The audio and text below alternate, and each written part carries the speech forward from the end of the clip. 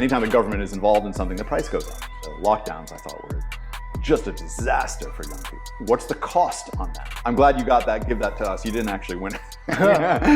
Because we're old school. I think part of the myth of America at its best, that you can move from this class to that class, like that your children will do better than you. Pretty girl recommended you should study at the school. And I was like, okay, yeah, chased her. And I came to this theater, and here was this guy smoking a pack a night, cursing like a sailor, and talking about life. In art, you don't remember the shit. Boom, boom, boom, boom, boom, boom. LA Department, County of Health, let us in.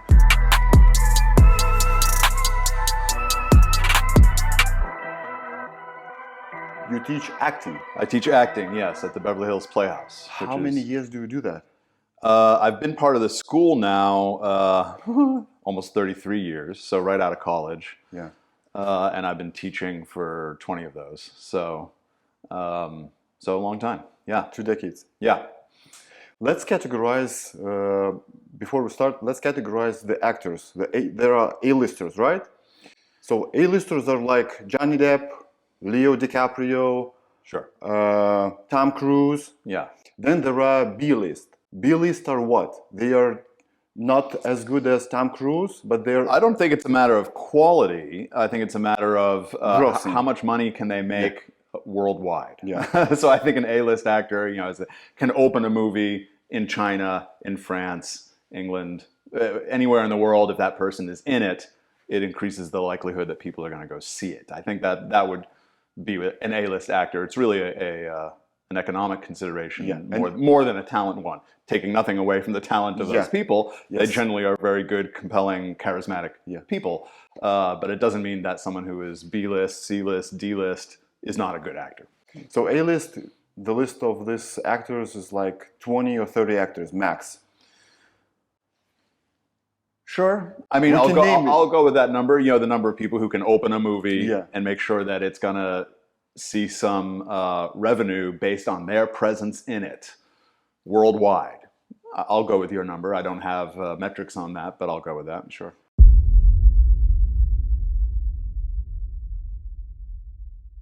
What are the top actors that have been acting at your BHP school and then they got to the A-list, maybe B-list? Well, over the years, and I can't take any credit for these people because they studied long ago, sometimes before I was even at the school, but George Clooney, Tom Selleck, Michelle Pfeiffer, plenty of people from that era who studied here maybe in the 80s, early 80s, mid 80s.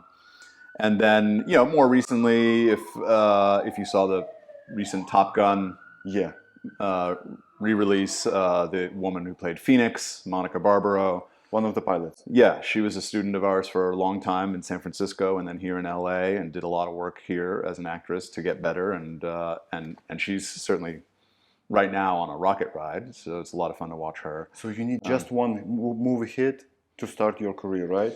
Well, it's sort of like, someone like Monica, she hits Top Gun and everyone's like, whoa, who is this woman? She's gorgeous, she's talented, she's, and now they're putting her in everything, and that's a lot of fun. She's also been working for a long time prior to getting Top Gun. She got Top Gun because she's already been doing a lot of work. You don't just go from zero to being cast in Top Gun. So she had done several series before that and a lot of work. So it's that classic thing of overnight success. Which is not overnight success because but it's not overnight. They've been working at it for a long time. So it's that moment when you become, people know you in the culture, or they can identify you or go like, oh, hey, I saw that person in a movie, is not just because of that movie. It's because of all the work they did to get that movie. So that's something I think actors don't value enough, is the work that you need to put in over a long period of time to be good at what you do, to be good at running your business. You're basically marketing yourself, you're running your own business. And there's a lot of skill involved in that, a lot of miles you got to put on the odometer, and then hopefully you get that one job that puts you into a certain level of awareness where then you're on offer only. They're offering you parts. So there's work that goes into it. What I feel like is that the audience doesn't value the work that actors do. We think just, they're getting paid 20 million, 10 million, 5 million per film. That's all they do. They act. Yeah. But yesterday, what I saw when I was at your acting class, for example, the first scene, it was like approximately 20 minutes long, right? Yeah. There were two people, long dialogues. Yeah. I can't even imagine how a person can remember all this dialogue. And Yep. you can go to the left, to the right, step aside, right? You Yeah. need to act and say everything that was written in the script. Yes. You can't improvise. You can. It depends on who you're working for and what kind of style they work with. So Francis Ford Coppola, I think, famously said movies are written on the hood of a car. You know, once you're on set and you're dealing with the circumstances of that shoot, You rewrite. you may have to rewrite. You may have to do a lot of things. You may have a certain actor who is of a caliber or celebrity that he or she thinks they can riff, they can improvise, and people will want that. You know, if it's a comedy, if you have certain comedic personalities, their ability to improvise Like is Will a lot Smith, of what Martin generates Lawrence. the most funny things that you see were improvised moments. If you're doing a play, like the scene that you're referring to, which is George Bernard Shaw Yeah. in Pygmalion, Classic. it's a classic. You don't improvise. You know, a playwright spends a lot of time figuring out what those words are, and if a play lasts 100 years, like Pygmalion, you should be pretty respectful of what the author wrote and do that only. But that is the skill set of an actor. You know, just like someone in sports.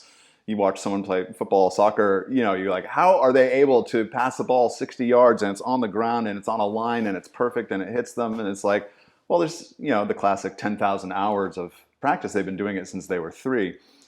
So for actors, I think that ability to memorize, to draw in dialogue and writing and put it in here and then create it again and do it exactly the same each time, that's the skill you're developing when you're becoming an actor. Can you extend on that thing that you said, 10,000 hours? That means... Yeah, I think Malcolm Gladwell, who the author, I think he's credited with it, but I'm not sure if he pulled it from somewhere else. But the classic thing is, in any skill that you're doing, 10,000 hours of doing it will yield someone who is a professional. You'll become a master. Who can who can be paid to do that thing. So it's that 10,000 hours of piano practice, violin practice, sports, dance, music, acting. You've got to put that time in to become a professional, to be good at what you do and to know that you're good. In acting, that 10,000 hours gets really devalued. We expect it from a violinist. Yeah. When they play, there's this very obvious technique. You know, it's right there in front of you and you're blown away that they can do these things. And then in acting, you're looking at hopefully someone who you believe is a human being in a given circumstance set up by the author. And so it's hard to assess, what is that skill? It's ephemeral. It's hard to grasp versus an athlete or a musician where the technique is obvious. It's obvious what they can do and you score. Yeah, and what it is that you can't do. When you watch professional athletes, you're like, I played basketball, but I can't play for 5 seconds with these people. And it's harder to assess that with acting because the technique is kind of invisible. Hopefully you're just seeing a person. And so it's harder to grasp what that is. I don't know what about you guys, but when the summer starts, I love running. I like running. And every summer I try to run half a marathon. And you know, sometimes there are days when you just have to have that energy. The coffee doesn't kick in, I don't want to go into energy drinks, and I have to find something that will give me endurance and that will give me, of course, energy. So this product, Pre-Caged Sport Pre-Workout, is created specifically for other sports, not for bodybuilding, not for fitness. It is created for football, it is created for basketball, for running, for tennis, for badminton, for volleyball, for every physical activity. It has natural caffeine, it's very important. It's not synthetic. It has beta-alanine, it has magnesium, it has B vitamins. So this will give you energy and you won't get those pumps, those muscle pumps, which you used to have when you go for a workout at the gym. Because when you play soccer, when you play football, when you play basketball, when you go for a run, you don't need that kind of pump, right? So this product is specifically created for us guys and gals. Just go to cage.com, use discount code APOLLO, APOLLO, and you will get 15% additional off every product on that website. What is very important to me is that these products, all Cage products, are naturally flavored. They don't have any synthetic BS. For example, this has only natural caffeine. This is crucial for you getting that real energy, not the one that you get from energy drinks when you go to the top after 30 minutes and then you go down straight to the hell when you're fatigued and you've got no energy at all. So go to cage.com, don't forget discount code APOLLO, APOLLO, and you will get 15% additional off all the products on that website. I can promise you, you won't be disappointed with the quality of all these products. And now, let's get back to the podcast. Yeah, but in addition to that, you gotta have talent, right? Yeah. Have you ever seen an actor who was working as hard as hell and he didn't have that quite of a talent, but he did make it to the C-list? Sure, because there's so much content out there. You know, there's TV and there's streaming and there's movies, and you know the content has exploded in the last 20 years with technology. Millions of stories are being told. Not all of those people can get Tom Cruise to tell their story, right? You know, so you can find actors who, yeah, maybe they're not the most gifted people, but they're good enough for this story, for this scene that they have to play in this one TV show or one movie. They have one scene. They can do that, and they can do that well. And you wouldn't know the difference between what that person is doing and what a famous actor would do with that scene. So it's not that the greatest talent ever is necessary, where I would say in music or in sports, the technical demands are so extreme that a very high level of talent, you almost go like, yeah, like if you don't have that, you're not going to get paid to play violin.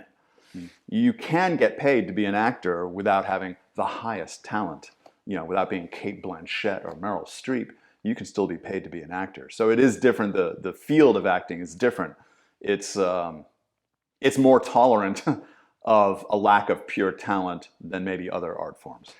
But how do you value the actor, if whether he's good or she's good or not considering the box office? Because there is no like metering system. There's no, yeah, that's what makes it difficult. That's very subjective. There's no, it is, it's subjective. I would say, do I, in looking at this actor over, say, 10 different parts, 10 different jobs that this person has, do I generally believe that this person is a person? When I'm watching this story, whether it's a play or a TV or a movie, whatever, do I believe it? Do I believe what's going on here? Whatever world we're in, science fiction, The Matrix, some family drama, whatever it is, do I believe that this person is this person in the story? That's the metric. And that is a subjective thing, because you and I could sit and watch a play and you'll hate it and I love it. And you'll say, I didn't believe any of these people. And I was like, I don't know, I kind of got into it. So it is a more subjective art form, which makes it more challenging to develop a metric of, are you good? Are you good enough to be paid? Which is the ultimate thing that any actor wants. They want to be paid to act. They want to be a professional. So it is harder to gauge that talent. So a good actor, a great talent can play different roles. For example, he can play in science fiction, then he can play in a romantic comedy, then he can play in a tragedy movie, and he looks different in all his plays, right? Not only that they look different, because that can be arranged or agreed upon by people outside the actor, you know, the director, the producer, the makeup person. Yeah, they all collaborate to make the actor look a certain way, and that may not be with the agreement of the actor himself. You know, you're speaking right now about appearance. Appearance, yeah. So it's not just appearance, but it's more the belief that they are who they are in each of these different persons, different people, and I think certain scripts demand a tremendous amount of range or a tremendous amount of ability, and that's where you really see like. You need Daniel Day-Lewis for something like My Left Foot, where he had to have this incredible physical state and this disability that the guy had. You need someone who's really, really good to play that piece of music. Like just like a musician, any musician can play easy music. It's when you get to Rachmaninoff that you need a certain kind of pianist. So there are certain roles that are going to demand of the actor ability, talent, and that's where you see, oh, we need someone who's really, really good, really demonstrably good to do this part. It's so demanding, either emotionally, physically. But there are other parts that don't have that demand. There are easier pieces of music. You can get a high school musician to play an easy piece of music, and you'll go like, it's terrific.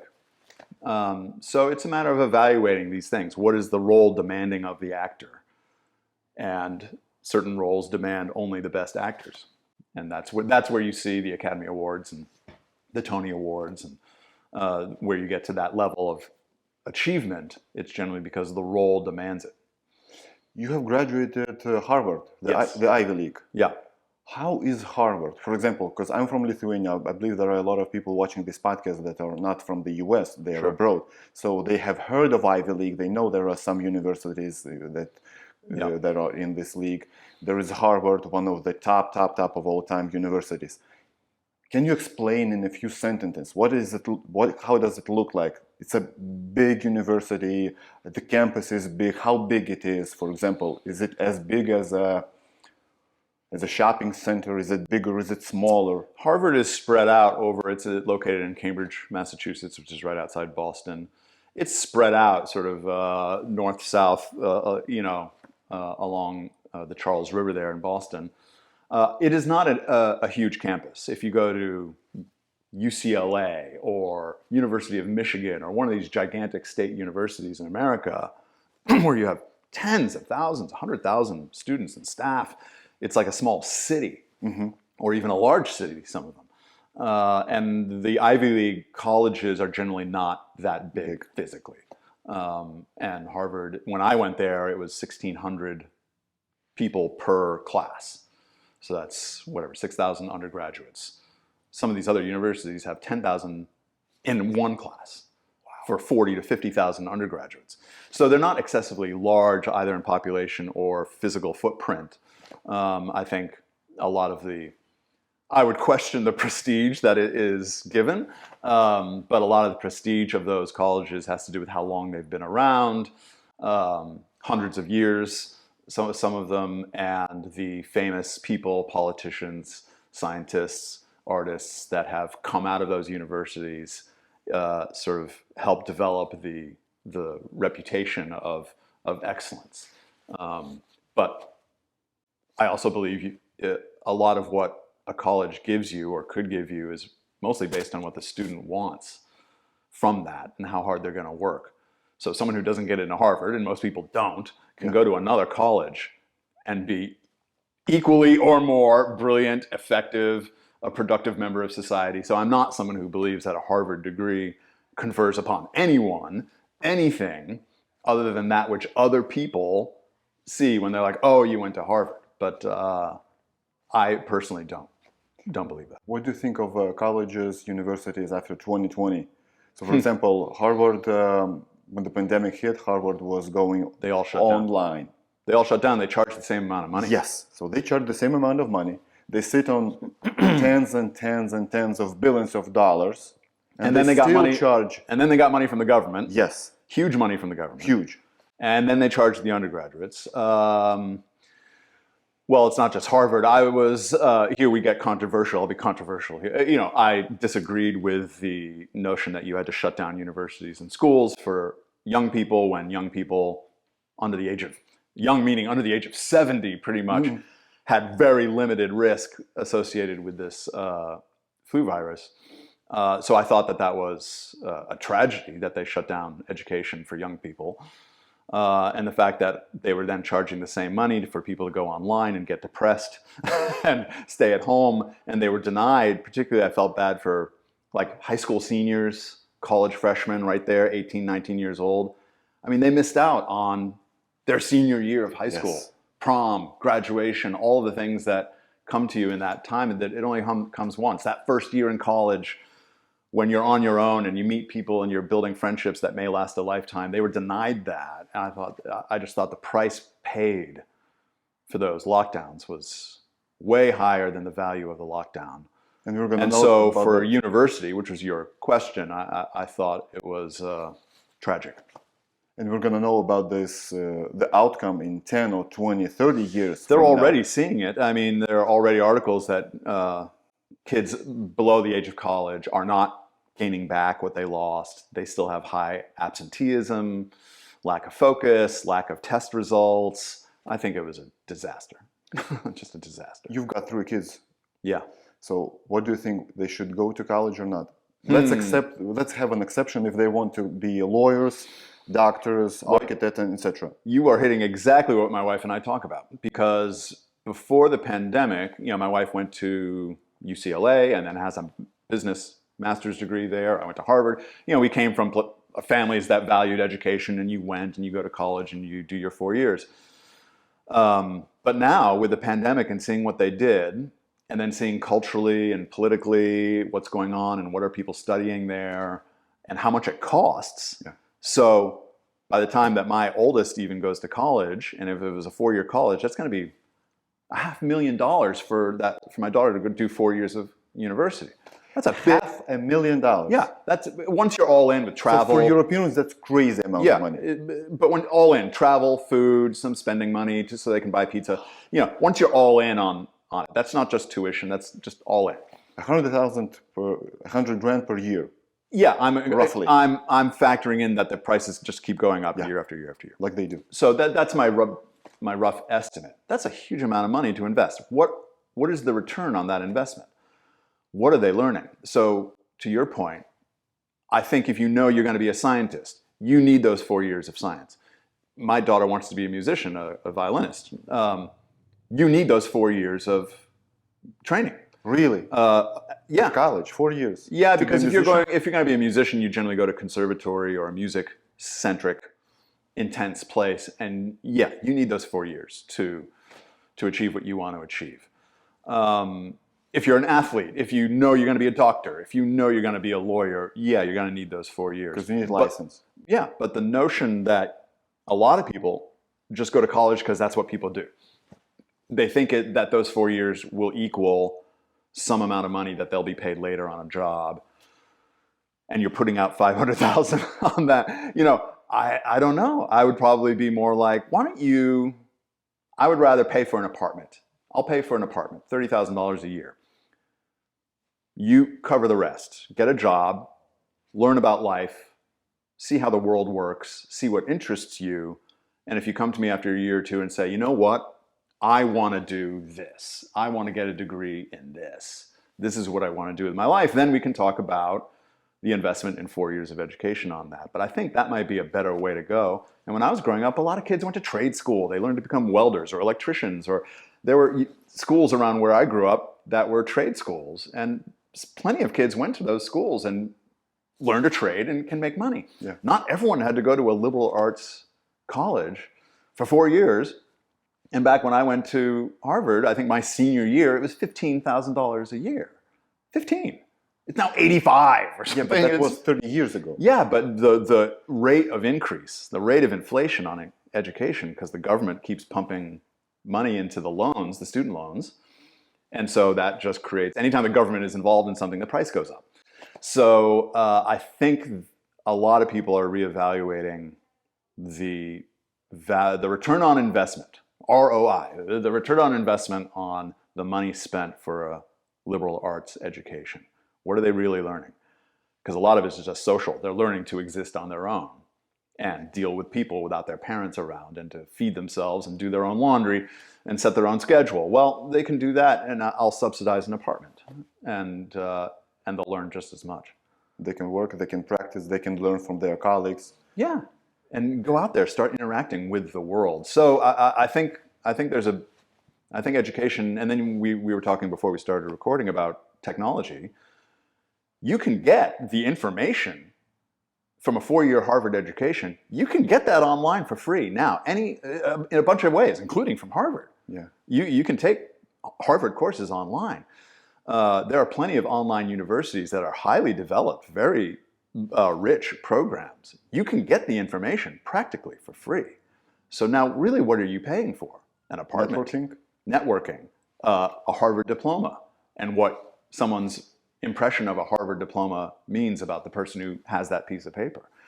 But if he's an idiot with a Harvard diploma, it has nothing to do with my business. Exactly. You can do the things that I require you to do. Yeah, and a lot of people, I've read interviews with business people who are now specifically not hiring Ivy League graduates because they come to the job entitled, pampered, arrogant, not willing to learn, thinking they already know everything. They'd rather have someone who got a high school degree and is ready to work.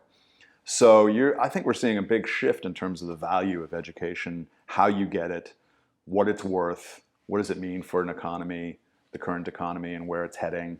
So I think universities there might be a bubble that's going to pop. Yeah. And then the loans that people are taking, there's $1 trillion in student loans. How are those going to get paid back? Yeah, but they want to forget about it. Yeah, but that's ridiculous. Why should a taxpayer who didn't go to college and did what we're talking about, they left high school, they went into the workforce, they made their own business, that person is now going to pay tax dollars to pay off the loan of someone who went to study whatever, folklore and mythology at an Ivy League institution? Why should that person pay for that loan? That's ridiculous. So we got big issues coming up, I think. Do you know how this situation is called? Socialism. Well, sure. Yeah, absolutely. But I think the last time I checked Wikipedia, America is not socialist country. I think Wikipedia is out of date. I think so. Alan, as a teacher, acting teacher, correct me if I'm wrong. When a beginner actor comes at your class, you have to, from your standpoint, you have to figure out what kind of actor he is or she is.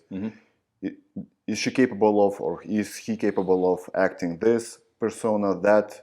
Are they capable of doing those plays, these plays, and etc. Yeah. So you're acting like a father, in sort of, in some way, like a father. Yeah, all teachers are sort of yes, serve a role, and you got to manage that and be aware of those harmonics of you don't want to be their parent, but you are in the role that the parent used to be, guiding their development. Yeah. Getting back to what you said a few moments ago about I'm going to pay for your rent, you have to figure out who you are. Yeah. I believe the father and mother's biggest concern and biggest problem and biggest goal and target is to find out and to lead their children as early as possible who they are, who they want to be. Yeah. Do you have the technique of doing that? Do you have any idea how to do that more effectively? For an actor or as a parent? For kids. Well, we were talking before we started recording, the technology, the internet, the phones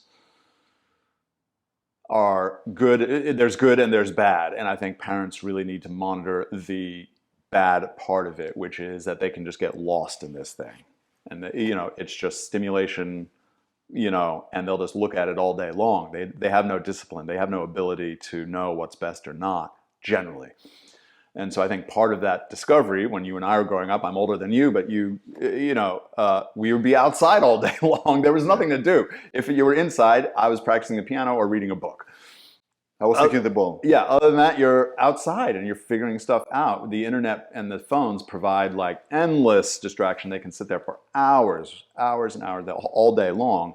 And you really need to monitor that because they won't know who they are themselves, dealing with real people and a tree and climbing up and falling off of it, and you find out about gravity. They're not going to find that out by looking at videos of people climbing up trees and falling off, and then they laugh at that because they look silly. They don't feel the pain of it. So I think a large part of it now, to simplify, the answer is making sure that the kids are interacting with real people, real in physical space, outdoors, indoors, collaborating, figuring out how to manage stress, negotiation, agreements, and limit that internet part to that which is good about it, the learning you can do, the things you can find out that are good, but mostly encourage physical activity and live person interaction as much as possible, which is why the lockdowns I thought were just a disaster for young people. Disaster. Do you have to encourage as a father, as a parent, do you have to encourage your children to go into, for example, into music, to try music, into sports, to try different sports, just to figure out what they like where they are Yeah, capable and to of? give them, I think, a broader view of life. Part of what's happened in the last 30, 40 years, like if you look at athletes, they're identifying at age 3, you're going to play baseball. And they like baseball, baseball, baseball, baseball, baseball. They're doing camps all year. The level of ability at a young age is being pumped so high. And the kid will never play basketball or football or soccer or play a musical instrument. And I think it's better, particularly when young, to give them a broad array of experiences so that they can figure out for themselves what they want to do. Like my son wants to be a basketball player. I'm going to be a pro basketball player. But now he's been playing baseball for a couple of years. He's like, well, maybe, kids are great. Maybe I'll be a combined professional baseball player and basketball player. And now, the likelihood of that, 0, right? But that's not my job to say that's not going to happen. I'm like, go for it. Go for it. That means you're going to have to work hard in both those things. So get outside and practice this and then practice that if that's what you want to do. So you got to instill in them a work ethic and let them dream. My wife is like, this kid drives me crazy. He thinks he's negotiating like his $20 million contracts in 2 different sports. He's 12 years old. And I'm like, let him do it. Let him do it. The world is going to tell him real fast whether he's good enough in either of those areas to be recruited. Let him dream. We don't have to be the ones to say no. The world will say no.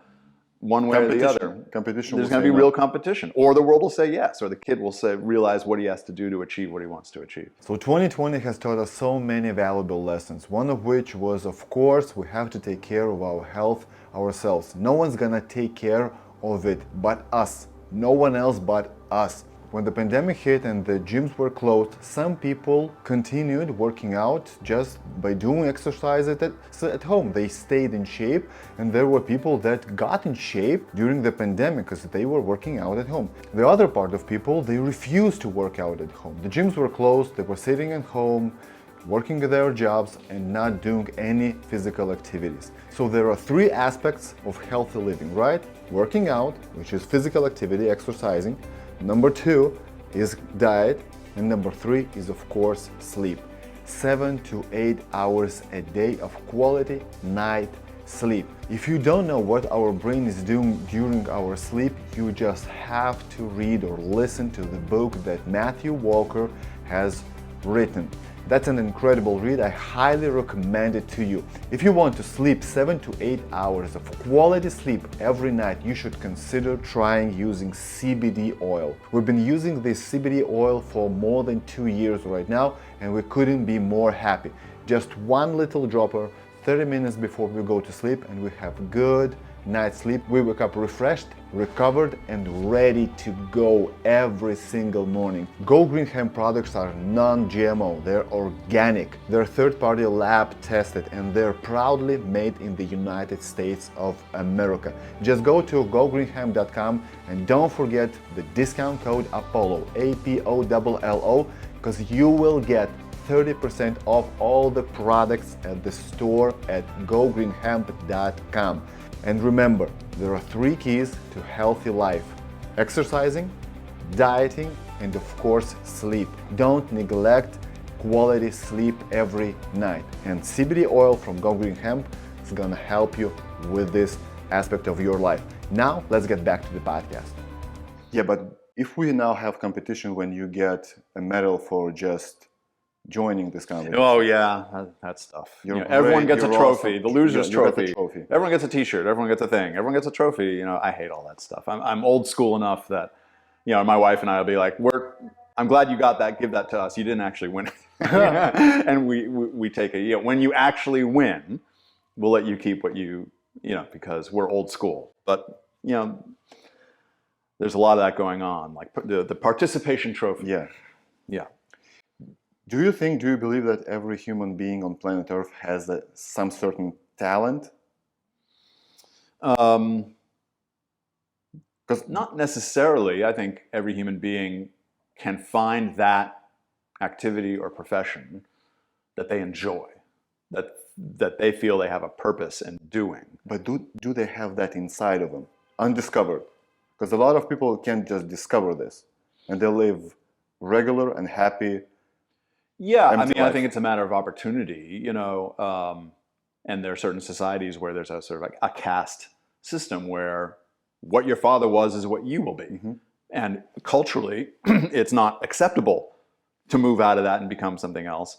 I think part of the myth of America at its best, which I don't think is happening right now, Social lift. is that you can move from this class to that class. Like that your children will do better than you did was a standard idea, a standard belief. I'm not sure that that exists as much anymore, but social mobility. My father was a welder. I went to university. I became a doctor. Yeah, I got a PhD in something else, and I'm a university professor. My father would never stepped foot in a university. That social mobility is, I think, a factor, a result of opportunity to see and interact with lots of different ideas and different people and different things. Does each person have a calling? That I don't know. I don't know. Do you believe in God? I was not raised with religion. Like I didn't go to church every Sunday. Didn't go to Bible study. I just was not raised in any kind of organized religion.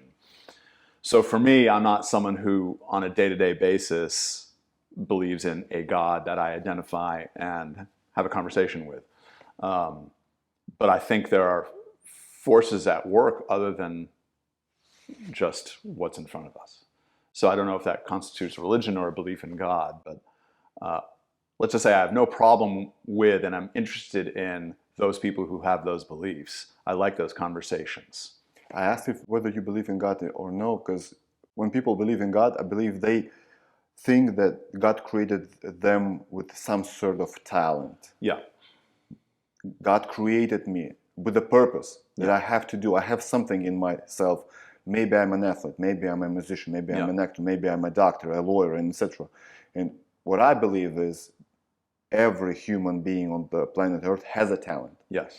But it takes guts, it takes a lot of sometimes money, time, parents, education, just to find out who the hell you are. Yeah. And when you do that, it like clicks. Yeah. Everything becomes easy. Yeah, more easy. Because you know where you want to go. Yeah, where you want to go, and then you get rid of that which is unnecessary. Yes, this is not for me. For young people, like we were talking about the actors, teaching actors is really difficult because part of it is who are your friends? What are your activities? What are you doing? We've got you for 8 hours a week. What are you doing in the other 100 some odd, 70, whatever, 160 hours a week? What are you doing? Are you smoking pot? Are you just hanging out? Who's around you? What influences are around you? When you know what you want to do, I think people get a little bit more disciplined about like, you know what, this person...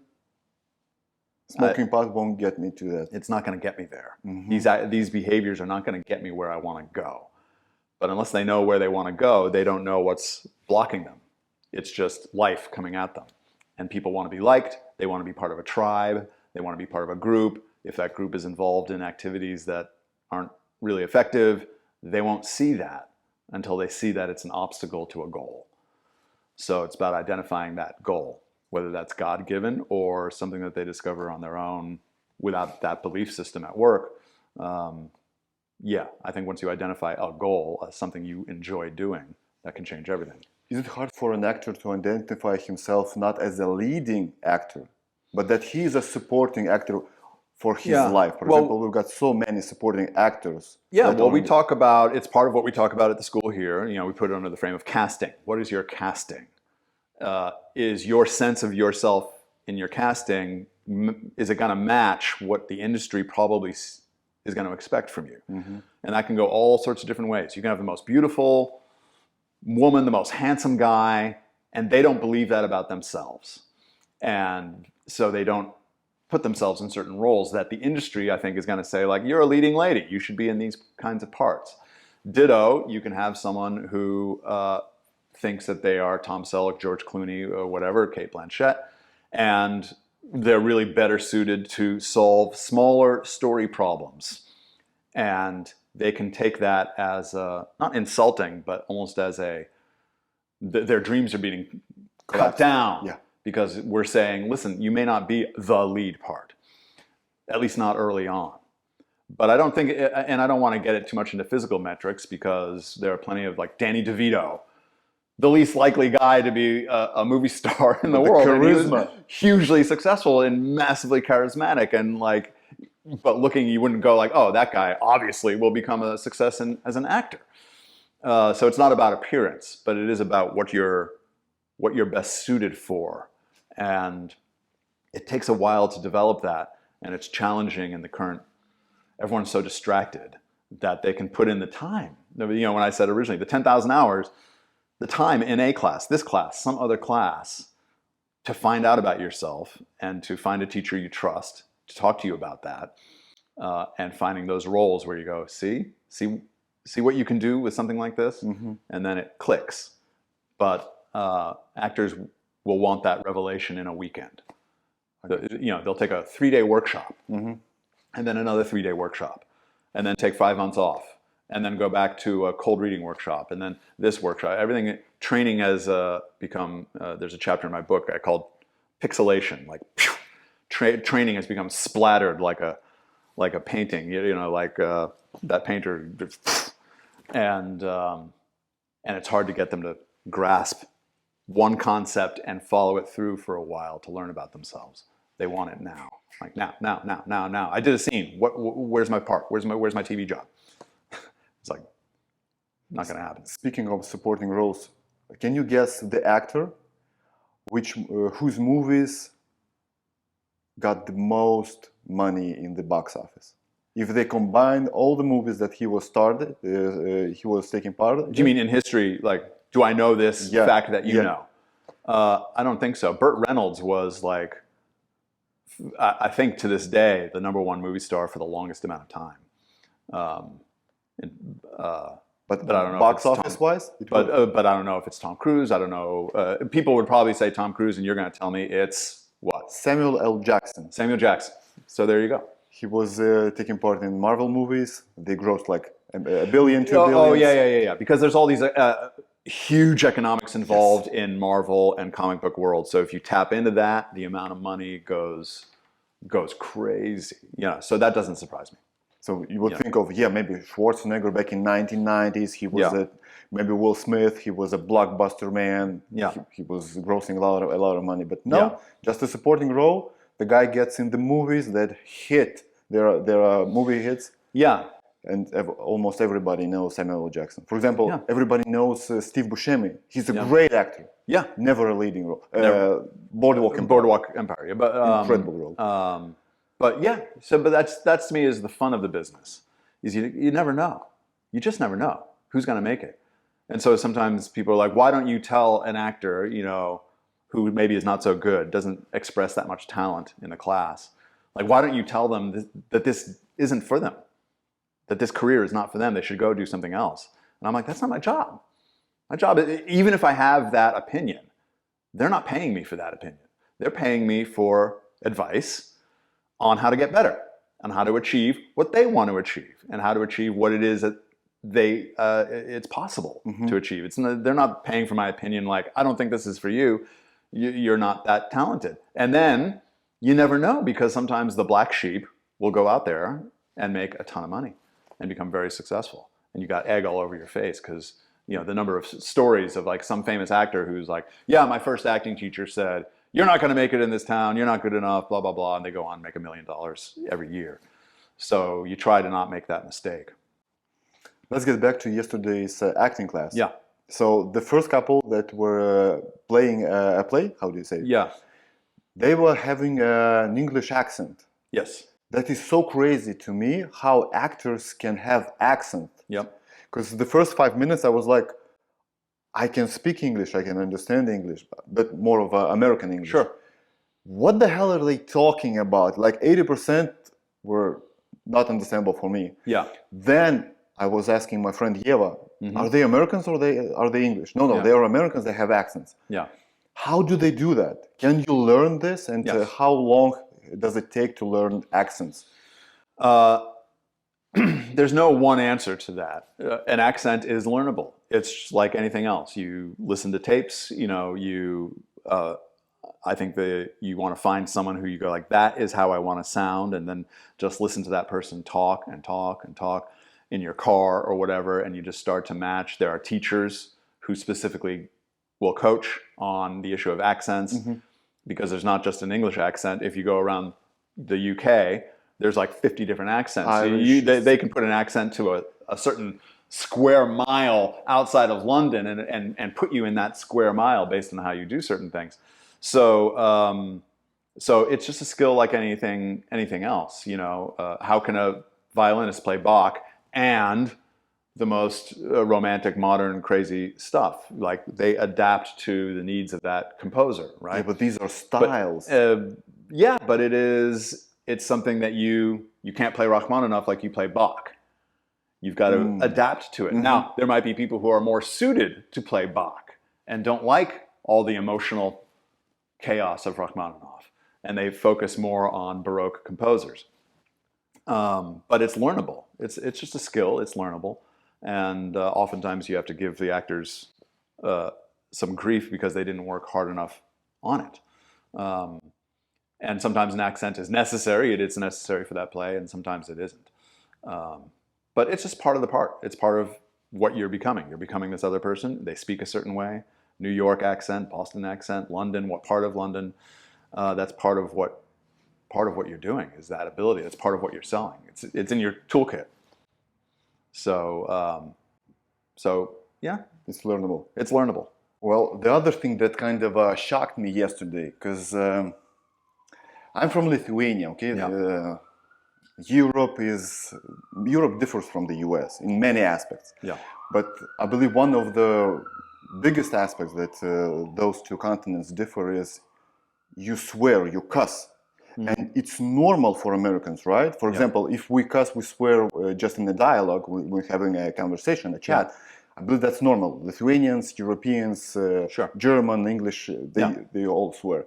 But you do that in public. You do that during the acting class. You do that explaining something, and the actors do that on stage. Yeah. And that is totally normal, right? It's... I think it just depends on the person. There was I used to be a lot worse. When I first got here, my first teacher at the school, I had the same reaction you did. I sat in the class. I'd never been in an acting class. A friend, pretty girl, recommended you should study at the school. And I was like, okay, yeah, chased her. And sat down, and that first teacher swore a lot. And I remember at first I was like sort of stunned, because my training was in classical music. It's much more formal, and you will rarely hear, at least I didn't, that kind of language being used in that kind of instruction. So I joined this acting class. There's 30 people in a room, and the teacher is smoking in the room. Back then, he smoked a pack a night in the class, in the theater, and was swearing like a sailor. And no one was offended by that. No one was offended by it. And I was totally in love. I just went like, this is amazing. Real world. Real world. And I found, after classical music and Harvard, which I actually didn't have that wonderful a time at Harvard, so I was like frustrated. And I came to this theater, and here was this guy smoking a pack a night, cursing like a sailor, and talking about life. Like stuff that the things he's saying to these students are things I can observe when I go to 7-Eleven, when I deal with my landlord, when I'm trying to, it seemed oddly enough like the most relevant training I'd ever experienced, because it was so much about life, about people. And it was something I didn't know I was missing. I didn't know I had missed that. And so that influenced the way, I picked up some of that from that teacher. The guy who started the school would swear a lot. So I picked up some of that, and there was a moment where at some point I was running the school administratively. This is still when Milton was alive. Milton is the guy who started the school.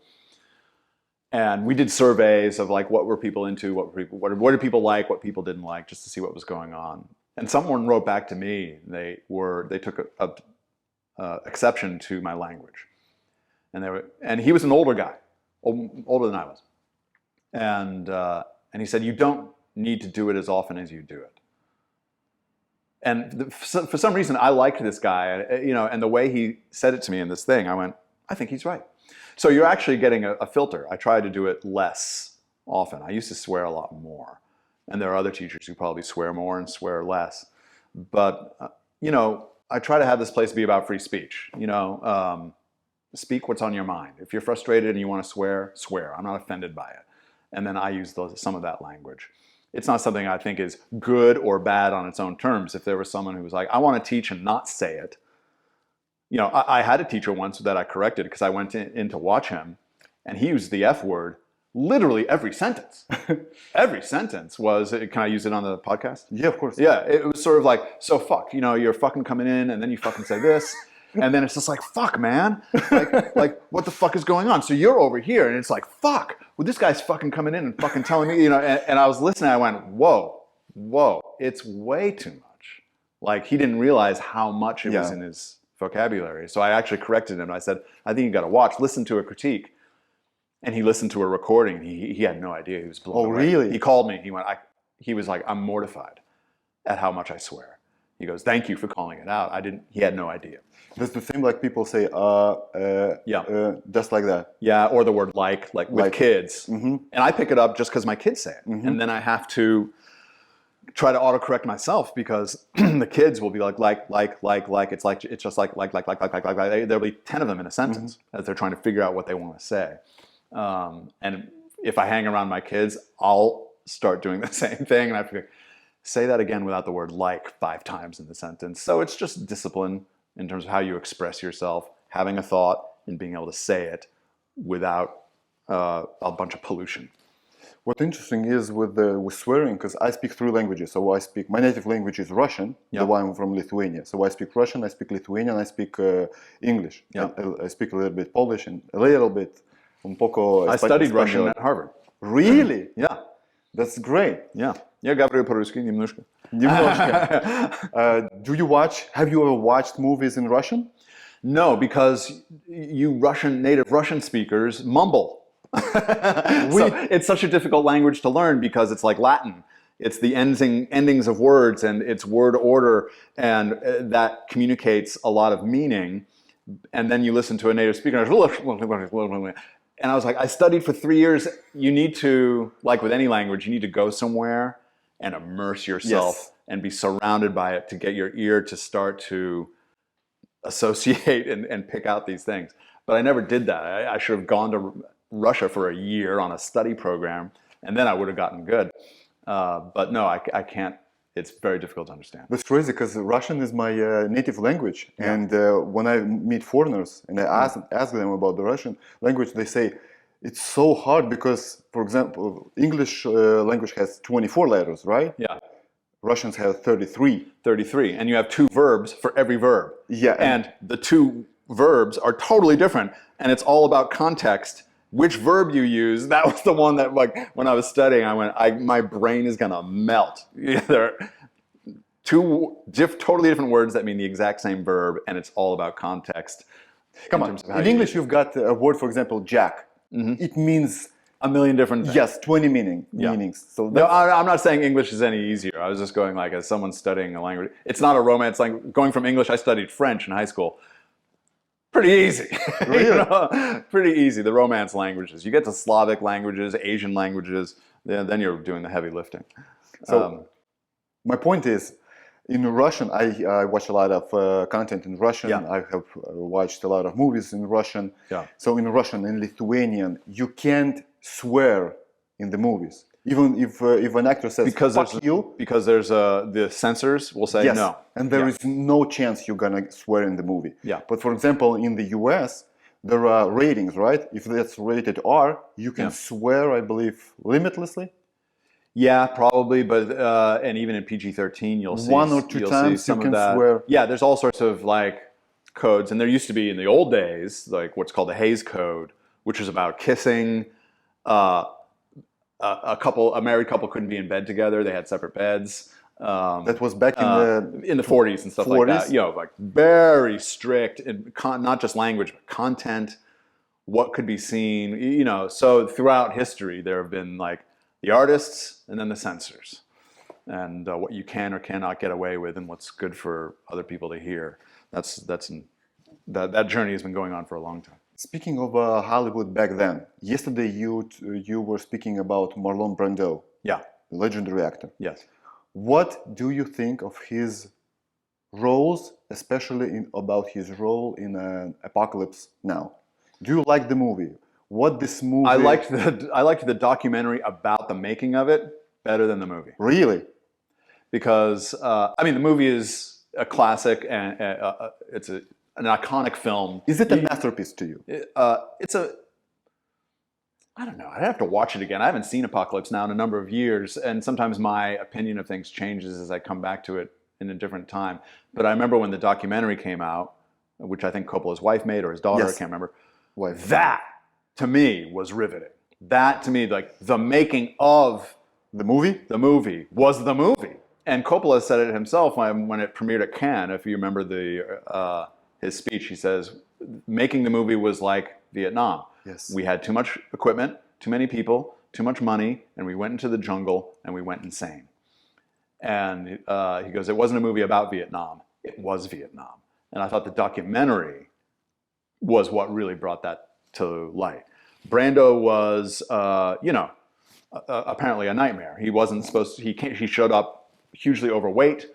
That changed Coppola's concept of what the part had to But be. he looked amazing. Yeah, well, Brando is a genius. You get certain actors, they're geniuses. But that doesn't mean that he was a responsible artist in terms of how other people worked with him and making the thing go right, and let's bring this thing under budget, and he was very indulgent.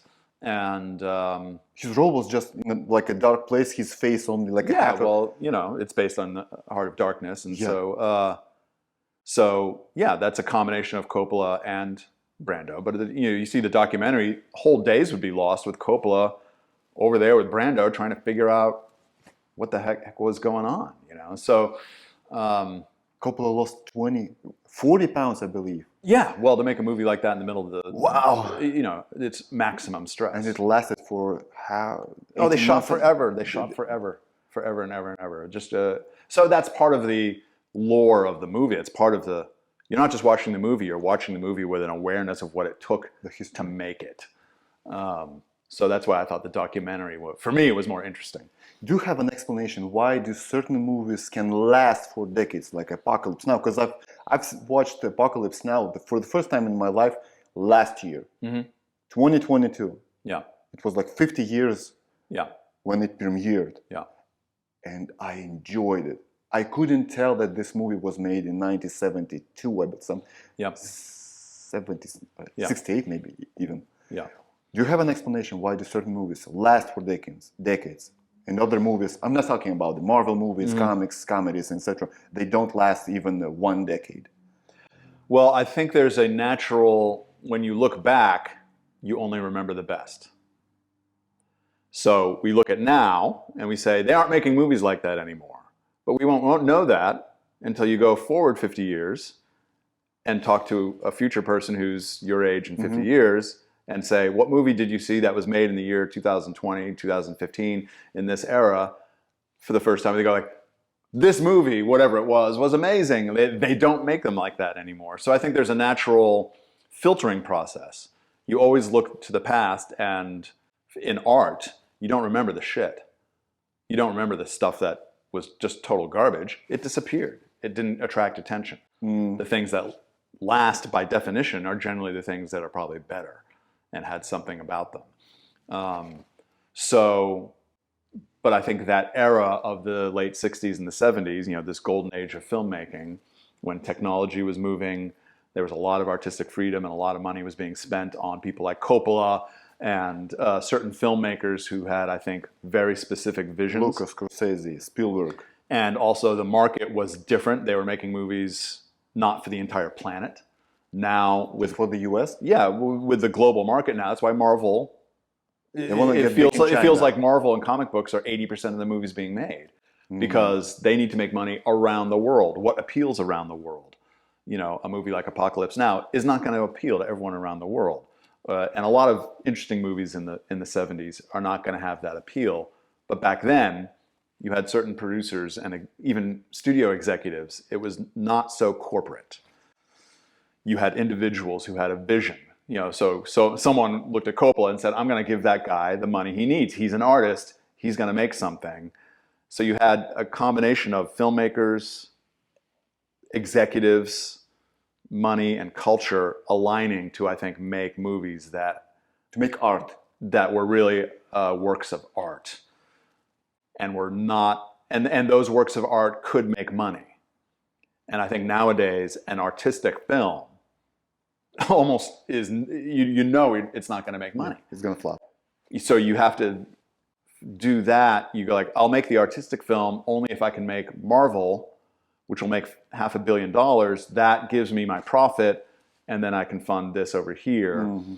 So the economics have changed. And I think the economics are away from artistic, the uniqueness of certain filmmakers and writers. Small consumers. Yeah. Marvel changed the game? I think so. Do you think it's ever going to change back? I hope so. Because I hate that stuff. I have no interest. I go watch it with my kids. I have to go sometimes with my kids. I'm just bored out of my mind. I don't know who's who. I just don't care. And people always say, but it's not. I'm 55 years old. Like, I'm 35 and I feel the same. It's not made for you or me. It's made for 13-year-olds. It's made for 13-year-olds and the parents who have to take the 13-year-olds to spend the money. And yeah, I hope it changes. I hope it goes back. But where are all the rated R films? Yeah, that are made for adults. Yeah, well, it's rare. But did you see Tar, the Kate Blanchett film? I know the film. Yeah, now that's a movie. Now, that's a movie made for me. I'm a classical musician by training. I've seen that thing 5 times. I saw it twice. It's a 3-hour movie. I walked in knowing nothing about it, fell in love. I came back the next night and brought my wife, because we never go out with the kids and all that. It's just too much chaos. I said, you and I are going out tonight to watch this movie. And then I took my daughter. And then, and I went on and on and on about it, because that's a film, that guy thought about that script, that performance, what it's talking about, the way it talks about it is totally unique, and I don't think it made any money. It got a lot of nominations and didn't win anything either. Yeah. Although I thought as soon as in 10 minutes, I said, give her an Oscar. You'll see. In 10 minutes, you'll be like, give this woman an Oscar. Well, Kate Blanchett is crazy, insane. You want to talk about memorizing dialogue? This woman has paragraphs of the most esoteric stuff about classical music, about conducting, all these references of composers and conductors and this and that, and she delivers it like she owns this thing. It's an amazing performance. I loved that movie. I don't think it made a penny. And they don't have teleprompters? No. No, you can't do that.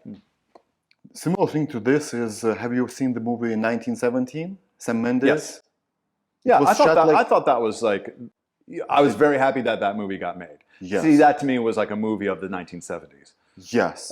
A vision. Yes. The way he shot it, the digital stitching, making it seem as though it was all one shot. 7 stitches, I believe. Yeah, I don't know. I mean, pretty Crazy. Amazing. Pretty amazing. And then you see the making of stuff of like the opening, the trenches they built. And they built those trenches while walking and doing the dialogue, so they would know how long to build the trench so it matched the dialogue. So stuff like that, where you go, that is an artistic vision. That's an art. You can like or dislike it as an experience, but you go, that's a vision. That's someone who is going for something. So Sam Mendes is, I think, a filmmaker of the current moment who goes for things that are very specific. Same with, what's his name from Tar, and I'm forgetting his name, Todd. Forgetting his name because I forget everyone's name now. But the guy, that's a vision. Can you explain me one thing about Sam Mendes? Have you seen American Beauty? Of course. Yeah.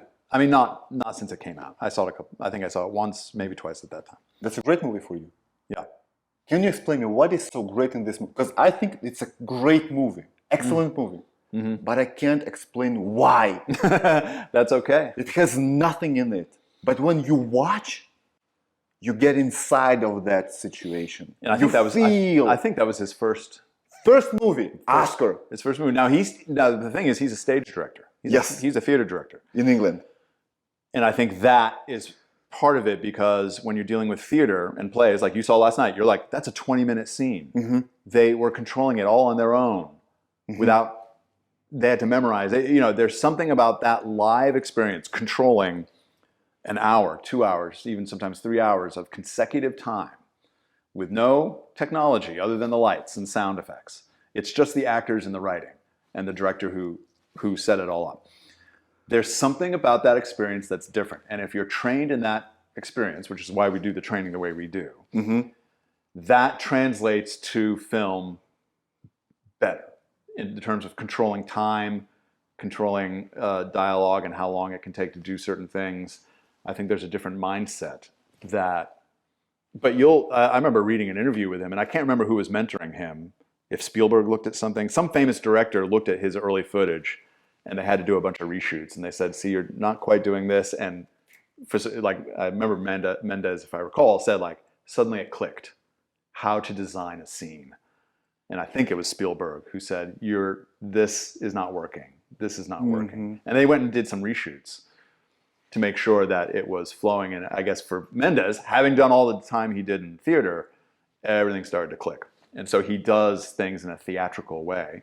So 1917 appears to unfold as 2 consecutive hours without a cut. Yes. That would be something that appeals to a theater person. You know. So in terms of American Beauty, why is it great? Do we have to answer?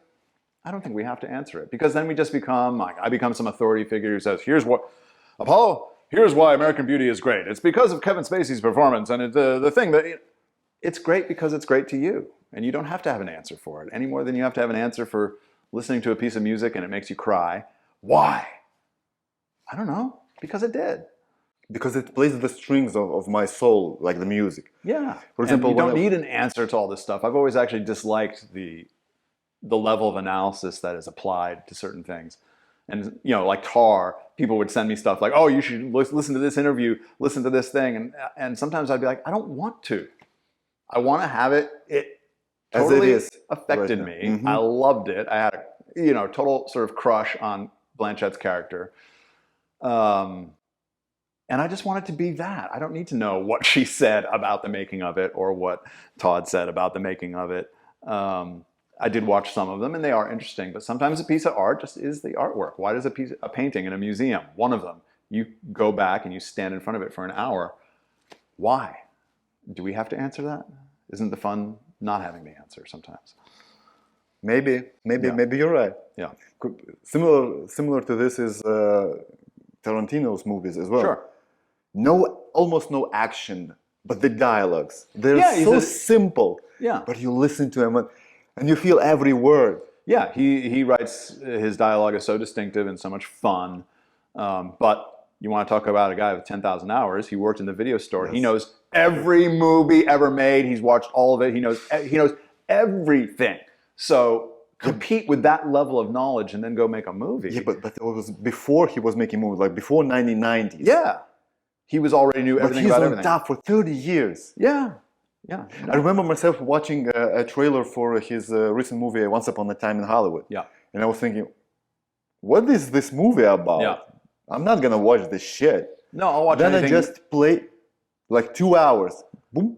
3 hours. That's a masterpiece. Yeah. That's a great movie. You watch because he made it, and there's got to be something in it. And it doesn't mean that you like every single one of his movies as much as other ones. Name me a bad movie. But he's someone where you go, you got to watch what he's doing. Yes. If he's doing something, you feel like, I have to go see it. I used to feel that way about Woody Allen. Like, Woody Allen is so prolific. And in the 90s, anytime, it seemed like every year there was, okay, what's Woody Allen's movie this year? I'd go see it. But it's almost like he's so prolific that after a while, a few of them, I would be like, I don't understand what's going on. And then he was having all those sort of personal problems, and he got all his financing is now out of Europe, and he has to make his movies, and he's getting older. But there are certain filmmakers where, Kubrick, if he was making a movie, you had to go see it. Doesn't mean you're going to like it, but you got to go see it. You got to go see what he's doing. Speaking of Woody Allen and everything that has happened to him, allegedly, let's say this. Yeah, sure. Do you think people should divide a person and his art? So, for example, R. Kelly. You're familiar with his situation? He's in jail for pedophilia? Yeah, I'm somewhat aware, but nowhere near. So he's in jail, I believe, for 20 years, something like that, for pedophilia. But his music is good. Can you still listen to Michael it? Jackson? Should you? That's Jackson allegedly did that. Yeah. R. Kelly did that, and he was sentenced for this. So Yeah. that's like 99% we know that that was true. Yeah. Should we divide a person and his art? Yes. Should we, right? Yeah. The art stands on its own. Now, as a person of a certain morality, or you have a certain sense of decency, and you say R. Kelly was convicted of doing these horrible things. Yes. He does not deserve my support. I will not support it. I won't pay for his music. I won't listen to it because the man himself is so reprehensible in what he did. That's fine. No problem. But the music does stand on its own, separate from that person. Like a person who knows nothing about R. Kelly could listen to a song of his and Just love like they it did for 20 years. and love all of his stuff. And all that person is, he doesn't have access to the information about the artist's life that may color that perception. But that perception exists based on the art itself. So I do think these things should be separated, but that does not mean that you have to support that person. If you believe that they did things that are against the mores of society or criminal or ethically, blah, you can censor yourself from supporting that. You can tell your friends, I will not support Woody Allen because of these accusations. But that doesn't mean that his movies need to be banned or censored. So society That to shouldn't me, cancel. that to me gets, censorship. No one who's controlling censorship is a good guy. So society shouldn't cancel those guys. No. Because then we have something like that happened to American Beauty. How was it? Kevin Spacey. Kevin Spacey. Yeah, he had his own accusations, and then one of them was just thrown out of court. Yes. But then there are other ones, and I just think we're just getting into a zone of everything is becoming moralized. Everything, a person can't be judged unless they can be judged against 20 metrics of the current culture. Do they pass? And I just think that gets very dangerous. Like they do right now with the Oscars, right? You can even get nominated if you don't have. Yeah, if you don't have such and such number of minority, this and that and the others, and the staffing of the movie and all that stuff. And I just like, where are we going with this? How do we stop that? When does that end? When have we solved it? It doesn't feel like there's ever a solution. So in the effort to solve a moral problem, we keep on coming up with, well, we're going to censor this. We're going to have this measurement. You can't do this unless you do that. You can't do that unless you do this. We can't, you have to be removed. We're taking your movie off the site. We're doing that. And there's no end to it. And it feels like the society is having a bit of a psychotic moment of just sort of extreme effort to solve every problem, and it's rigid and hostile and censorious, and you will be canceled and you can't deal with that. I've had my own experience in that in a small way, and it's I don't think it's healthy. Are there any directors, creators right now that like Tarantino that you're willing to watch every movie they make, no matter what movie this is? Currently, what's happened to me, you'll have more kids. I've got 3, and this business, I used to watch at least 1 movie a week in the theater. Mm-hmm. I would go see 50 movies a year, without question, sometimes 100. I can't get out. I gotta be home with the kids, and I want to be home.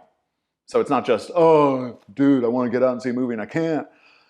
I want to be home. This is the moment when they're around and you can have influence and you can enjoy that process. So I just don't get to see movies that much anymore. So sometimes one will pop in like, hey, you should go see this movie Tar. It's about a classical musician. I'll be like, okay, I don't know anything about it. And I was blown away. But that doesn't happen to me as much anymore. So I don't have the information you would need from me, or I don't possess the information to be like this filmmaker, this filmmaker, this filmmaker. Because there are a lot of people, young people way younger than I am, who are making a name for themselves as filmmakers. I'm not seeing their stuff because I got 3 kids and I got a business and a wife, and I can't get out. Yeah, but there are guys like Tarantino. So I'm missing out. But Tarantino is someone. Yeah, I'd go see his stuff. I keep on forgetting Todd's last name, who made Tar. I'll go see anything he does. Now, he does a movie every 16 years, so Yeah. it makes it a little bit easier. If Kubrick were around, I'd see Kubrick Was that stuff. Terrence Malick? Terrence Malick, if he does something.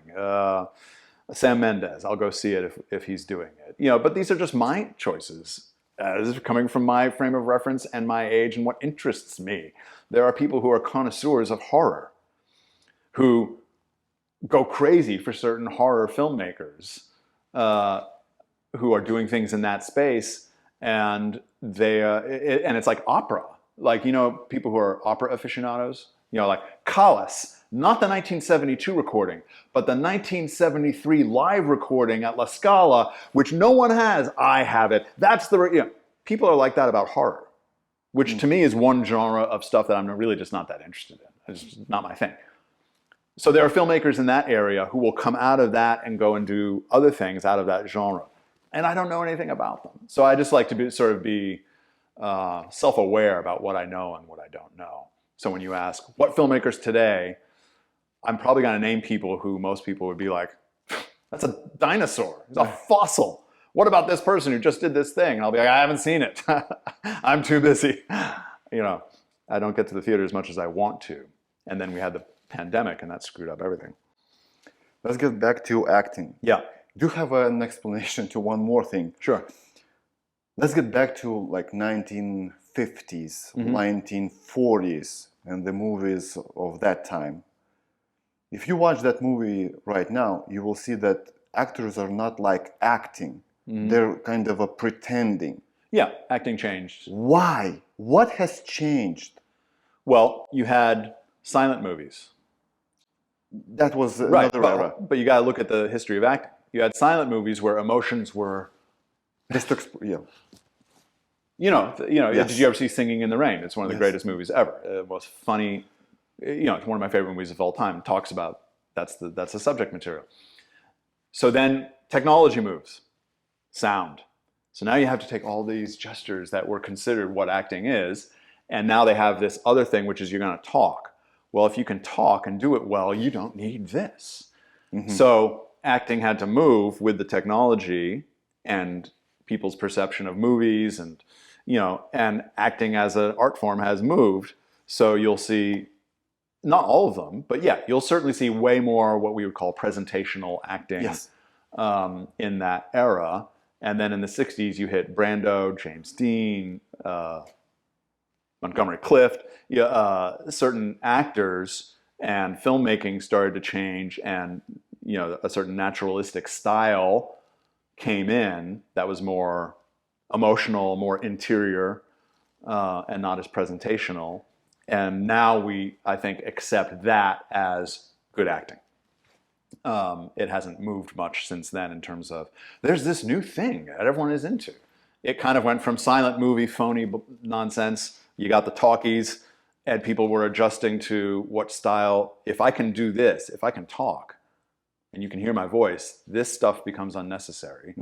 So we got to recalibrate. And I think it took a few decades to recalibrate, and then certain signature artists, Brando, James Dean, Monty Cliff, Steve McQueen, certain people who became movie stars with this very naturalistic, raw style of acting, and that we pivoted, and since then we've essentially been on that path of. But in the last 20 years, there were two technologies that kind of tried to change the industry. 3D, that was very popular like 10 years ago. Now it's flopped. No one is interested in this. Well, it's because it's going to be virtual reality. 3D is going to become virtual reality. Like the thing that Apple Vision Pro. Yeah. I believe that's gonna disrupt the industry. For $4,000, I'm in my own cinema. I see 4K. With my sound just at home. I invest $4,000, and that's it. I rent a movie for $5. Yeah, it's disturbing, but you're not going to be able to stop it, because the communal experience of the theater is going to be more and more rare. People are going to sit at home and have everything. You see, the stuff with the cinema, with the theater, is something unexplainable. And when you go to the cinema, when you go to a movie, there are some other people. There is a big screen, but you also have the smell of a popcorn. Yeah. You have this laughter from communal experience. Yes. Yeah. There's a ritualistic aspect to it that we're losing. But you can have the same thing with the Apple, which they go to. For example, you have an Apple device, you got an Apple device, we can watch the same movie at the Same same thing at time. the same Yeah. time. So, and, ha ha ha, you hear my ha yeah. ha So ha. me and my friend in Japan can watch a movie at the same time Yes. and talk about it while we're watching it. Yeah, that's an amazing development of technology. There's a good thing about that. I can talk to my friend in Japan. I can send her an email in 5 seconds, and she can reply. And technology is good for that. And then what's the cost? I like looking at cost benefit analysis, like the whole pandemic. Theoretical benefit at protecting people, massive cost. Can we look at that? Can we talk about Let's it not at forget all? Sweden. Yeah, and then you've got outliers who didn't do the program, and how did they do? So technology is a whole area. Benefit, cost. What's the cost? I just think we should look at that. Doesn't mean that anything is going to stop, because you can't stop technology. It's like acid. It just burns through everything that existed before it. But we're losing that communal, ritualistic experience of going to the theater and having an experience that those people in that theater had it at one time, about one screen that was in front of them, or one set of actors in front of them. And we can't lose that. But I think it's going to become more rare, but also more highly valued. Yeah, more like a high end. Yeah. So when the pandemic hit 2020, you have had acting classes through Zoom. I did not. I did not do that. So the pandemic came and they wiped out the business. The business was overnight wiped out. 300 some odd students here, San Francisco, New York, gone overnight. Just a catastrophe, like an asteroid blew up the earth. Everyone was running onto Zoom. I couldn't do it. I watched one friend of mine who was doing a Zoom class, and I was like, well, let me see what this guy's doing. I thought it was a fraud, just total fraud. It was an effort to keep income coming in by creating a value from looking at acting this big on a screen. Now, I understand that because everyone's income had been cut to nothing, zero. So you have to do something to make money. And they went on Zoom and look at what we can do in terms of acting training on Zoom. We can do close-ups, we can do this. And I was looking at this and I said, this is a fraud. And I will not participate in it. I will not do that. So for the first 8 weeks, I did Zoom discussions. You did, yeah. Let's check in. Everyone was freaked out. Let's check in when there's class, Tuesdays at 7:30. Let's have a Zoom for a couple hours. I'll read something from the book. Maybe we'll talk about this. We'll check in with so-and-so. We'll have a guest. Let's just talk. Let's just have something, anything, because everyone was so freaked out. After 8 weeks of that, I was so sick of myself. And I own the theater. I own the physical infrastructure here. I own the building. You still had to pay rent, right? Well, I own the building. Oh. So I had to pay the expenses of owning the building. I had the luxury of saying, listen, you want to talk about acting and you're not so scared that you can't leave your apartment, come on down to the theater and we'll talk about acting. So very early on, I was back in the theater. Now, what did that mean? Sometimes that meant me, 2 actors, 1 scene, and that was it. That was class. Because those are the 2 people who were willing to show up, because people had to deal with their risk assessment, their own sense of everyone was saying, you guys stay in your apartment or you're going to die. So everyone had to figure out whether that was true or not. I just never believed it. And so I was like, I'm going to be at the theater. So bit by bit, we got back into live classes at scale, but it took a long time to build it back. It was just a catastrophe. And then people were mad at me because, they thought, Alan's going to kill people. He's having people in his theater. People are going to die because he wants to make money. It was framed like he's so desperate for income, he's going to kill people by having them in a theater together. You're a greedy capitalist. And and so, again, we had a psychotic moment as a society, I think. And that was just 3 years ago. Scary. 3 years ago only. There was a moment that's got to go in a movie, which I may or may not ever make or do or figure out how to dramatize this, where by midsummer, August of that year, I had maybe 15 people who were coming to do scenes. So it was it's starting to feel a little bit like itself. And there was a girl doing a scene in class, much like you were seeing last night, and at the door, boom, boom, boom, boom, boom, boom. LA Department County of Health, let us in. Boom, boom, boom. The authorities were at the door, walkie-talkies. We can hear activity inside the theater. There are people inside the theater, walking around the building. They couldn't get in because I locked the door. So there I was trying to have an acting class. The authorities were looking to find me, Like you throw were everyone a terrorist. out, pounding on the door. It was like, what have we become? What is going on here? This is crazy. Everyone can go to Walmart and shop, but 15 people in my theater can't act? What is happening here? It was a crazy moment. So I did not do Zoom. I don't believe in Zoom. I think if Zoom didn't exist as a technology, there wouldn't have been lockdowns. Really? No way. No way. Zoom gave them the backstop. We can do church on Zoom. We can do schools on Zoom. We can do acting classes on Zoom. We can do tennis lessons on Zoom. Everything went to Zoom. And I was like, bullshit, you can't. You cannot. This is total, I didn't know what was going on. I have thoughts about what was actually really going on because the response to that thing was so out of whack. And I just didn't participate. So I was like but I'm the one guy like who was like, no, I'm not going to do this. I will never critique acting on Zoom, ever, ever. So if tomorrow they come up with something else and lock us all down again, I will not teach acting on Zoom.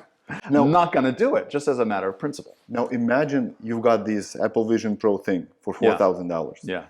You put it in, you got the 4K resolution, and you've got your students as well. Yeah. So you're sitting at home and you're watching like they're in front of you. Yeah. Would you do that? No. Still no? No. Never. Never. The Beverly Hills Playhouse, or at least the way I do it when I'm around running it, is going to be in person, in a theater, or it will not happen. And I think we have to hold that standard, because otherwise, whoever you want to, they. Now, who is they? Nobody knows. You can, there's a lot of answers to that thing. Who is they? They would like that to stop. I think they would like to control everybody and put everyone in a box and control the money and control a lot of things. I think people have to stand up and say, no, I'm not going to go back to my apartment. I'm not going to go back on Zoom. We're not going to do this. To me, acting classes, the reason I loved it, that first moment I walked in and that guy was cursing and smoking. I loved the smell of the smoke. There was a certain mustiness in this old theater. There were a bunch of like people and hot girls, and I was like, what the hell is this? Is so far away from Harvard and classical piano instruction. I was in love with this environment and the smell of it and the action and the conversation and the cursing and the cigarettes and all of it. I will not give up on that. I will not. I will not do it like this. I don't care if it's 4K or 8K, or they can perform scenes for me and it's as if I'm watching them on a stage, but I will not do it. I won't do it. Now, if that makes me a dinosaur and I go extinct, then so be it. But I will be the last man standing on that. No way. Let's look at this from another angle. Obviously, you like music. Yeah. Is there any artist that is no longer with us that you would like to watch perform live? Do you mean in my area, which is mostly classical music? It's up to you. For example, I would die to go to Whitney Houston's gig. Oh yeah. Okay, so you're in sort of more of the pop era. Like I've been to, there are people I know who've been to like 1,000 live concerts. I've been to maybe like 6 in my life. Oh yeah, Billy Joel. Like people are like, Billy Joel, he's a dinosaur. I'm like, yeah, Elton John. I saw U2. They're like, ew. So I've been to like 6 of those concerts. So for me, it's classical. I missed Horowitz. He was around. He died, I think, in 86, 87 or something, or somewhere around there. I was alive. I watched him on TV perform at Carnegie Hall, a very famous live performance. I would like to see him live. Okay, imagine you got this Apple Vision Pro. So this It's video not the is sponsored same. by. I know they can do it. I know they Would can you do that? recreate it. Would you do that? No. No. No. No. No. Music is... Look, recordings are great. Like, I listen to recordings, and then there are the people who are like, well, digital recordings are different from the old LPs. The LPs have a different sound quality, and now there's a rush. If you go down to the gift shop at the LA Philharmonic, what are they selling? LPs. and record players. We've gone back. It's all flipping back. Now that's become a prestige item. Yes. It's amazing, right? So, so I don't mind recordings, and you can argue with me and say like, well, isn't a recording a facsimile of a live performance? Why do you listen to CDs if you're such a purist? I just think I don't know. Some line for me gets crossed when you when you put a thing over your head and enter a virtual world, and you say you can define this world, and you can see Horowitz, and you can see Whitney Houston, and they're there in front of you because AI has recreated everything, and they took the live recordings of Horowitz and put it to an AI-generated thing, and you can see it, and it's as if you're in Carnegie Hall. Not interested. I'd rather say I missed that in my life. I wasn't old enough to get there. That's just, you know, it's going to revolutionize travel.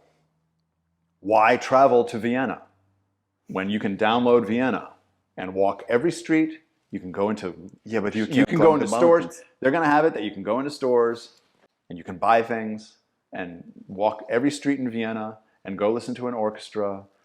They're going to have that. Does that mean that that's better than going to Vienna? Well, what they're definitely going to revolutionize is porn industry. That's 100%. Well, I've never been. Again, call me. I'm such a black sheep. I've never been into it.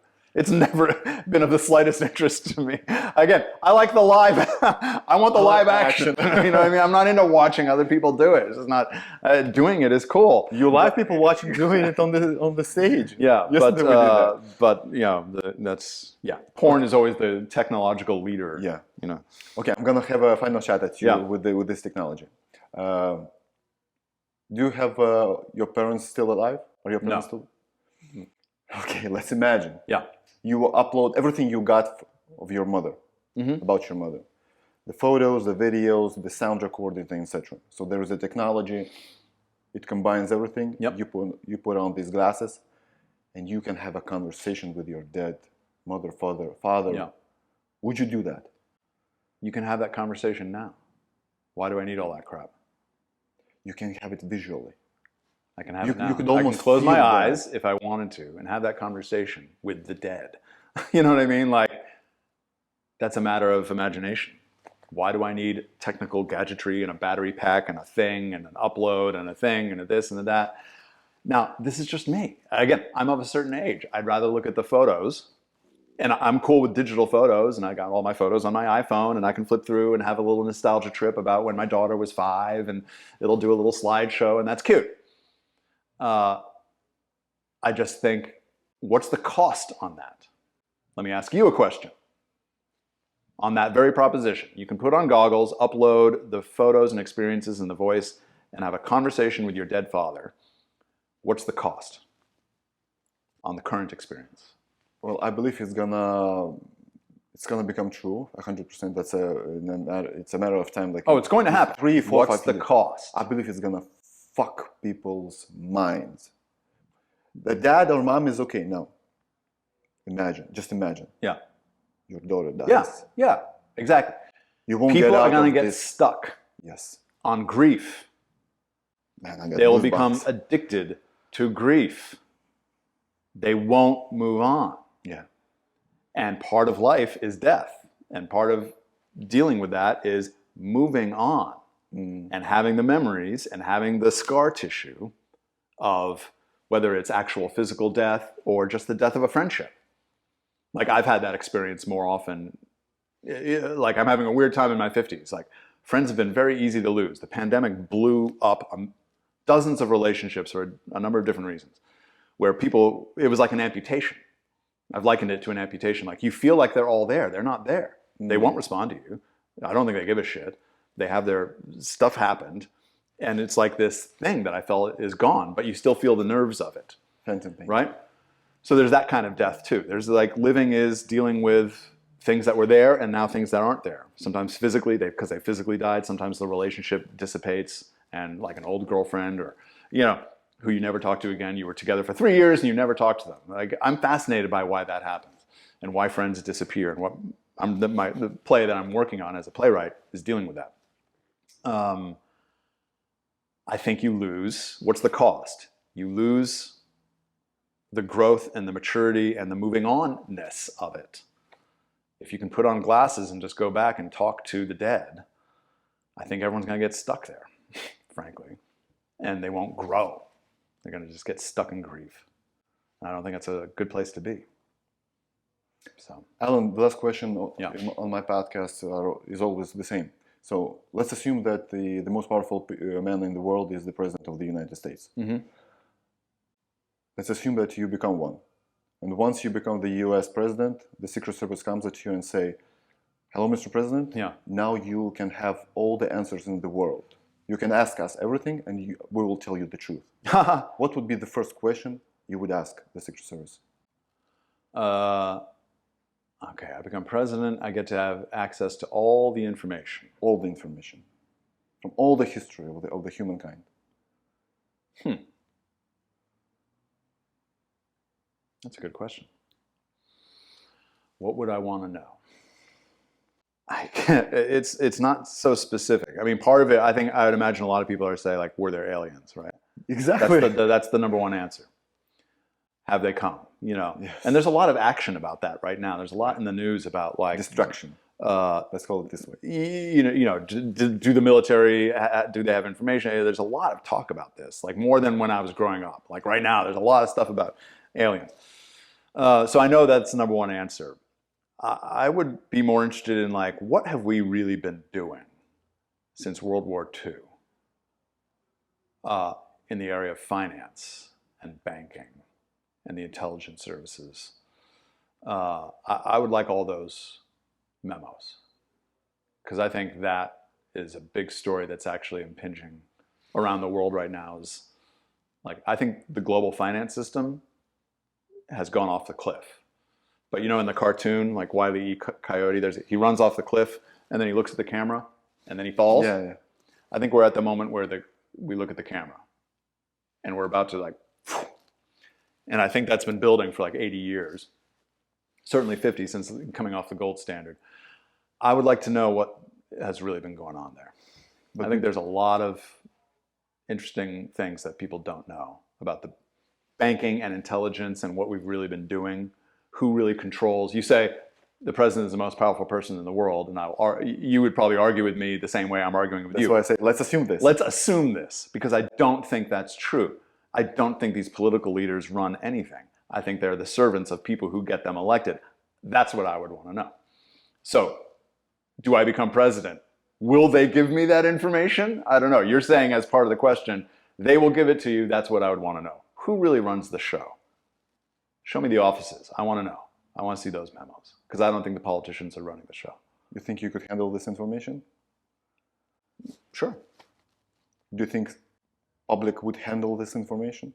For example, yeah, they need it. I mean, look at the Stasi in East Germany. You want to talk about a great movie, The Lives of Others. Have you seen it? What year was that? 2005, something like that. The Lives of Others. It's a German film. No. It's about and it's about the Stasi. It's about the fall of the Berlin Wall and moving. You know, that is one of the most brilliant movies. You will love this movie. This is one of the most perfect screenplays ever. So look at what happened at the Stasi, and they opened up the files, and everyone got to go look and see that their brother was spying on them. Family members were betraying each other. That the landlord. They opened up the books. It was part of what they had to do. That's an almost unimaginable moment right now. Can you imagine the freaking FBI opening up the books on what they've been doing? But that needs to happen. So you say, can we handle it? Can the people handle it? Yeah, they can handle it, and they need it. Because I think there's been a lot of lying going on that is not so different than what the Stasi was doing. That had a certain physical manifestation because of its time. In terms of how did surveillance work? Oh, they had to wire a thing up the wall behind the wallpaper and a microphone, and you know. Now they do it through the digital fingerprint of your life. You know, they can aggregate that information. So surveillance is overwhelming. It's pervasive. I joked recently on social media, you know, I said that the US government is a $6 trillion Fourth Amendment violation on unreasonable search and seizure. People need to know. You laughed, Google laughed, Siri laughed, right? Yeah, exactly. So that's the information I would want to know. I know everyone else says the aliens. Hey, when one shows up over a major city in daylight, let's have a conversation. It's always like out in the desert, someone saw a light, and the thing, The quality is like 360p. yeah, exactly. So if that's the level of interaction right now with aliens, like let's say they're out there, but they're only hovering over nuclear bases in the desert, then it doesn't, fine, okay. I'm not against, maybe that's happening. But I'd be more interested if they show up like in Arrival, that sci-fi movie, with gigantic ships that hover over cities, then we'll know. Then we'll have a conversation about the aliens. I want to know what's going on with who's running the politicians. The Life of Others, 2005. The Lives of Others, somewhere around 2005. You will freak out. I've gotten to know you just a little bit. This is a movie that you'll watch that one again and again. It's one of the most perfect screenplays ever done. Alan, thank you for your time. I had Such a a pleasure. pleasure meeting you, talking to you. Yeah. Thank you very much. Where can people find you? I know you don't like Instagram, Facebook, but you've got your... I'm not a big social media guy, as you can probably guess by my thing. I'm like, no, I'm not going to do it. I'm going to be live and in person. But they can read your essays, right? If you go to the Beverly Hills Playhouse website, which is beverlyhillsplayhouse.com, there are some essays that I've written about the nature of studying some of the stuff that I've been dealing with since the pandemic. I wrote a book called The Oasis of Insanity, which is partly a memoir of my mentorship with the guy who created this school. And then 2/3 of it is essays for actors pursuing acting, and you can get that on Amazon. And other than that, you can find me live and in person if you enroll in the classes here. And that's how I like to keep it. Thank you. It's such a pleasure.